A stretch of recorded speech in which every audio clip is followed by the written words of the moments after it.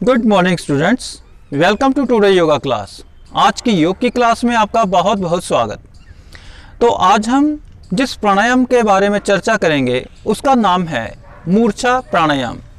जैसे कि नाम से ही आप जान गए होंगे कि ये प्राणायाम हमारी बॉडी के लिए क्या प्रभाव हमारी बॉडी के ऊपर डालेगा।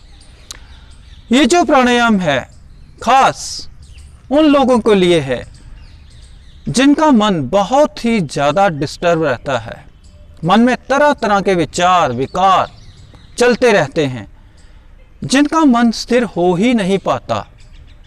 जैसे कि हम जानते हैं कि हमारे जीवन में नींद का क्या महत्व है। हमारी शरीर को अगर नींद नहीं आती तो उसका प्रभाव हम 1 या 2 दिन के बाद कैसा महसूस करते हैं। जैसे कि हम देखते हैं ये जो पागल खाने में पागल बंद रहते हैं, ये बेचारे नींद के मारे अपने आप को, शरीर को रेस्ट नहीं दे पाते, विश्राम नहीं दे पाते, जिसकी वजह से ये 24 घंटे परेशान रहते हैं। मन इनका स्थिर हो ही नहीं पाता, मन इनका भटकता रहता है। ये जो नींद है हमारे शरीर के लिए, हमारी बॉडी के लिए एक औषधि का काम करती है, एक मेडिसिन का काम करती है। जैसे कि हम गलत खान पान करने से बीमार हो जाते हैं, हमारा शरीर अस्वस्थ हो जाता है, इसी प्रकार से हमारे जीवन में हमारे शरीर के लिए नींद का महत्व है कि अगर हमारे शरीर को प्रॉपर नींद मिलती है तो हमारा शरीर स्वस्थ बना रहता है, सुंदर बना रहता है। हमारा जो दिमाग है, मेंटल पावर जो है वो स्थिर रहती है, इम्प्रूव होती है हमारी नींद प्रॉपर आने से। ये जो नींद है इसी रूप से हमारे शरीर के लिए ज़रूरी है। जैसे कि हमारा खान पान, खाना पीना हमारे शरीर के लिए कैसा हो, प्रॉपर हो, पानी हमारे शरीर के लिए कैसा साफ स्वच्छ चाहिए, जलवायु कैसी चाहिए वो भी साफ स्वच्छ चाहिए। इसी प्रकार से हमारे शरीर को नींद भी प्रॉपर आनी चाहिए, तभी तो हमारा शरीर स्वस्थ रहेगा, नाना प्रकार के रोग हमारी बॉडी से दूर रहेंगे, हमारा जो इम्यून सिस्टम है वो बीमारियों से लड़ने के लिए सक्षम रहेगा। तो ये है हमारे बॉडी के लिए नींद का महत्व। तो आइए जानते हैं कि ये जो मूर्छा प्राणायाम है ये हमें कैसे करना है, इससे हम कैसे लाभ ले सकते हैं, हमारी बॉडी को कैसे इसका लाभ प्राप्त हो सकता है। तो सबसे पहले जैसे कि हम हर प्राणायाम के पहले बोलते हैं कि हमारा जो पेट है वो खाली होना चाहिए। अगर खाली नहीं है, हमने खाना खा लिया है, तो उसमें 3 से 5 घंटे तक का गैप होना चाहिए। उसके बाद हमें कोई भी आसन या प्राणायाम करना चाहिए, तभी हमारी बॉडी को प्रॉपर लाभ मिल पाएगा, हम स्वस्थ रह पाएंगे। तो आइए जानते हैं। सबसे पहले हम आलती पालती मार करके या सुखासन में बैठ सकते हैं या पद्मासन में। ये हमने सबसे पहले अपनी राइट लेग को फोल्ड किया, अब लेफ्ट को फोल्ड किया, अब हम ये जो पद्मासन में बैठ गए। तो इसके बाद हमने क्या करना है, गर्दन सीधी एकदम हमारी रहेगी, हमारी जो रीढ़ है एकदम सीधी रहेगी, मन एकदम शांत ऐसे कमरे में करें या ऐसी जगह पे करें यहाँ पे आपको कोई भी शोर शराबा सुनाई ना दे, मन आपका शांत रहे, मन इधर उधर ना भटके, तभी आप इस प्राणायाम का लाभ जो है ले पाएंगे। तो आइए हम शुरू करते हैं कि इस प्राणायाम को कैसे करना है। हम आराम से सीधे होके बैठ गए, मन शांत। ये जो हमारी छोटी और छोटी के साथ 2 उंगलियां हैं, ये जो हमारी ये हमारी लिप्स के ऊपर रहेंगी। ये जो हमारी मध्यमा है ये हमारे नाक के ऊपर। ये जो हमारी तर्जनी सबसे फर्स्ट फिंगर पहली उंगली ये हमारी आंखों के ऊपर रहेगी। और ये जो अंगूठा है इससे हमारे कान जो है एकदम बंद रहेंगे। तो ये है विधि। आइए आपको मैं करके बताता हूँ कि इसके साथ आपने और क्या क्या करना है। इसके बाद आपने मूल बंद लगाना है। आपका जो गुदा मार्ग है उसको हमने संकुचित करना है, हमने अपनी ओर खींचना है। उसके बाद उद्यान बंद लगेगा, उसके बाद जलंधर बंद लगेगा। ये जो हमने तीनों बंद लगाने हैं और श्वास जो हमने लेनी है हमने गले तक लेनी है, छाती तक या पेट से तक हमने श्वास जो है नहीं लेनी। तो आइए मैं आपको प्रॉपर तरीके से करके बताता हूँ। वीडियो को आप स्किप मत कीजिएगा, क्योंकि ज़रा भी आप स्किप करेंगे तो आपको पता नहीं चलेगा कि आपने बीच में क्या मिस कर दिया, आपको लाभ पूरा प्राप्त नहीं हो पाएगा।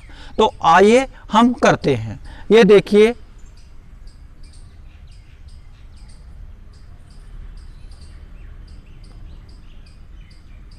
श्वास लेनी है और श्वास को हम गले तक ही लेंगे।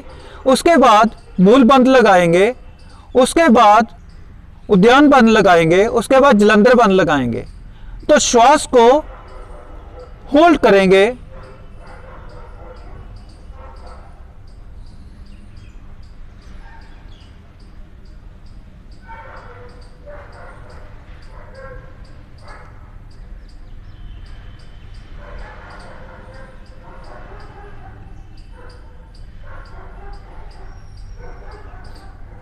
धीरे से वापस।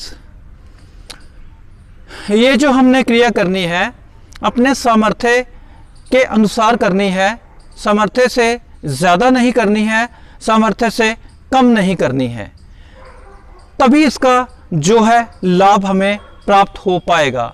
हमारी तरह तरह की टेंशन्स, मानसिक परेशानियां जो हमारे दिमाग में रहती हैं, उन परेशानियों से हमें निजात मिलेगी। तो ये सब चीज़ों का हमने ध्यान रखना है। तो आइए एक बार मैं आपको और करके बताता हूँ। इस विधि को आप 5 से लेकर के 10 बार तक कर सकते हैं, तभी आपको इसका लाभ प्राप्त हो पाएगा। तो आइए मैं आपको एक बार फिर से करके बताता हूँ।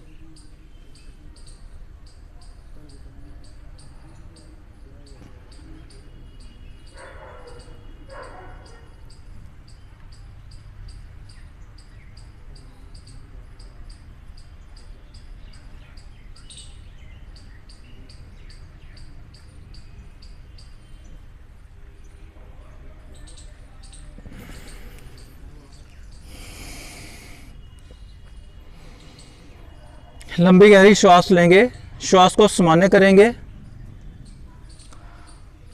तो ये था मूर्छा प्राणायाम। अब हम ये जानेंगे कि किन लोगों को ये नहीं करना चाहिए या उसमें सावधानी बरतनी चाहिए। जिन लोगों को अस्थमा की प्रॉब्लम है, जिनको हार्ट डिजीज़ है, जिनको श्वास चढ़ती है या जिनको हाइपरटेंशन रहती है, दिमाग में बहुत ही ज़्यादा श्वास रोकने के बाद परेशानी हो जाती है, उन लोगों को ये बिल्कुल नहीं करना चाहिए। अगर करना भी है तो उसमें कुंभक का इस्तेमाल ना करें, श्वास को रोके ना। तो ये थी इसकी प्रॉपर विधि।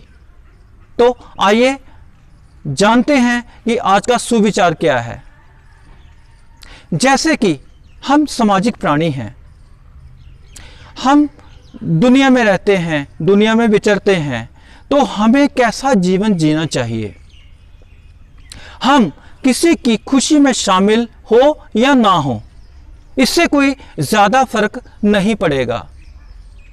हाँ, अगर किसी को कष्ट है, किसी को दुख है, किसी को परेशानी है, तो हमें उसका साथ ज़रूर देना चाहिए, बिना पूछे देना चाहिए। ये हमारा मानव धर्म है। जैसे कि हम सुख किस प्रकार से है, सुख कुछ इस प्रकार से है, मान लीजिए उजाला है, सूर्य निकला हुआ है, उसमें हम बल्ब की रोशनी करें या ना करें कोई इतना खास फर्क नहीं पड़ेगा।